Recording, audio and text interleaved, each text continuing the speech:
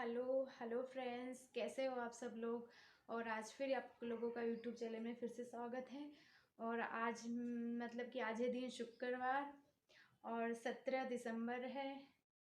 और आज कुछ खास दिन है, मतलब कि मैं आपको बताना चाह रही थी कि मेरे पापा को पूरे 2 महीने हो चुके हैं।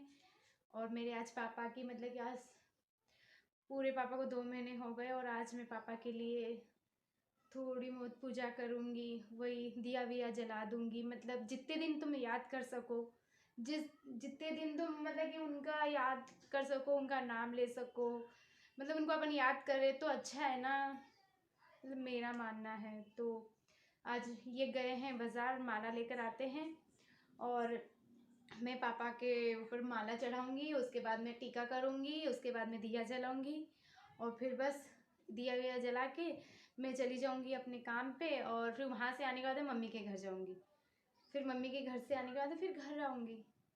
तो फिर मैं आपसे इतनी बात और मैं ये कहना चाह रही थी कि हाँ, मैं हाथ जोड़ के विनती करती हूँ कि मैंने पापा की कोई सेवा नहीं करी है।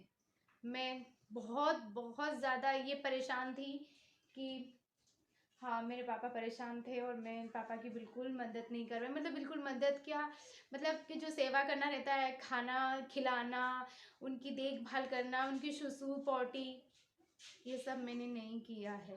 और मेरी भाभी ने और मेरी मम्मी ने इतना किया है, इतना किया है मेरे पापा का। मैं कहती हूँ माता रानी मेरी भाभी को इतनी खुशियाँ दे, इतनी खुशियाँ दे, मतलब मेरे हिस्से की भी सारी खुशियाँ मेरी भाभी को दे दे। लोग कहते हैं ना कि बेटी बेटी पास में है, बेटे पास में है तो इनको सबको करना चाहिए सेवा। पर एक पराए घर की आके उन्होंने इतनी सेवा करी है तो मैंने नहीं करी है। मैं अपने आप को मानती हूँ, हाँ मुझ में गलती है, मैंने नहीं करी गलती। मैंने बहुत मतलब मुझे ऐसा लगता है कि मैंने ना बहुत बुरा किया है।